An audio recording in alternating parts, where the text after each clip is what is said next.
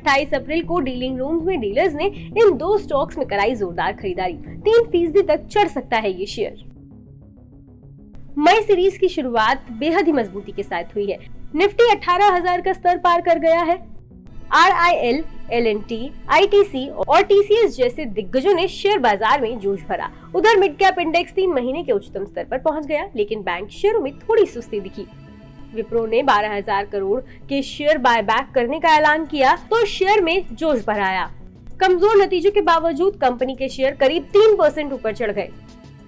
28 अप्रैल को दूसरे IT शेयरों में भी अच्छी रौनक देखने को मिली। वहीं डीलिंग रूम्स में किन दो स्टॉक्स में सबसे ज्यादा एक्शन देखने को मिला है, चलिए जानते हैं। सिंजन। डीलर्स ने अपने क्लाइंट्स को सिंजन के स्टॉक में खरीदारी की राय दी है।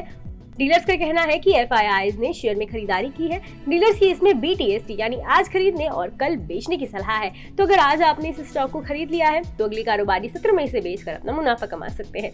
डीलर्स के मुताबिक ये शेयर 2 से 3% चढ़ सकता है। शेयर में नई खरीदारी हुई और इसका ओपन इंटरेस्ट 15% बढ़ा है।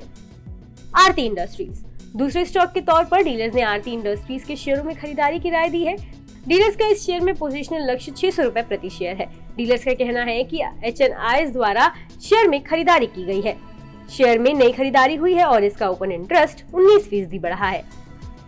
बता दें कि CNBC आवाज पर हर दिन एक खास शो कमाई का अड्डा में एक खास सेगमेंट डीलिंग रूम चेक पेश किया जाता है, जिसमें यतिन मोहता सूत्रों के द्वारा ब्रोकरेज हाउस के डीलिंग रूम से ये जानकारी हासिल करते हैं कि आज किन दो स्टॉक्स में ब्रोकरेज ने अपने क्लाइंट्स को सबसे ज्यादा ट्रेड लेने की सलाह दी। डीलर्स ने आज कौन से शेयर खरीदे और बेचे हैं और आज के टॉप ट्रेडिंग आइडियाज क्या है। इसके साथ ही किस वजह से डीलिंग रूम में इन स्टॉक्स पर दाव लगा है या किस स्टॉक में आने वाले दिनों में कितने रुपए तक और तेजी नजर आ सकती है। बता दें कि यहाँ मुहैया जानकारी सिर्फ सूचना ही तो दी जा रही है। मार्केट में निवेश बाजार जोखिमों के अधीन है। निवेशक के तौर पर पैसा लगाने से पहले हमेशा एक्सपर्ट से सलाह लें। मनी कंट्रोल की तरफ से किसी को भी पैसा लगाने की यहाँ कभी भी सलाह नहीं दी जाती है।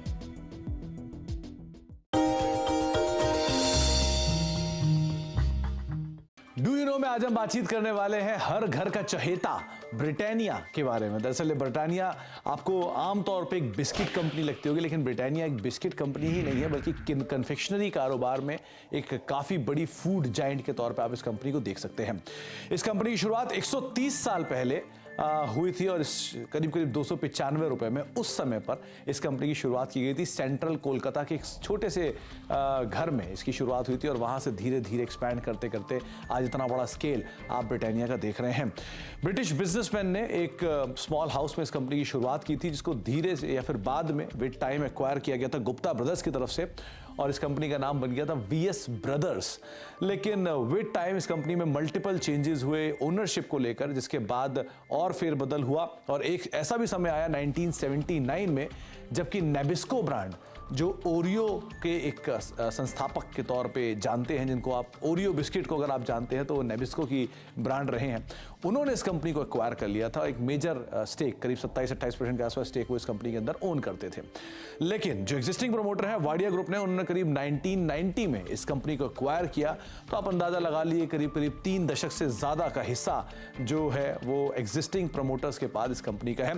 इसके अलावा एक और इंटरेस्टिंग फैक्ट ये भी है कि वर्ल्ड वॉर 2 जब हुआ था तो इस कंपनी को एक ऑफिशियल पार्टनर के तौर पर चुना गया था। जो ये कंपनी जो सैनिक थे उनको फूड बिस्किट्स प्रोवाइड कराती थी, जो कि उनके आगे के लिए कामकाज करते थे। तो एक बड़ा इंटरेस्टिंग फैक्ट ये भी है कि आर्मी को भी ये कंपनी सप्लाई करती थी वर्ल्ड वॉर 2 के अंदर।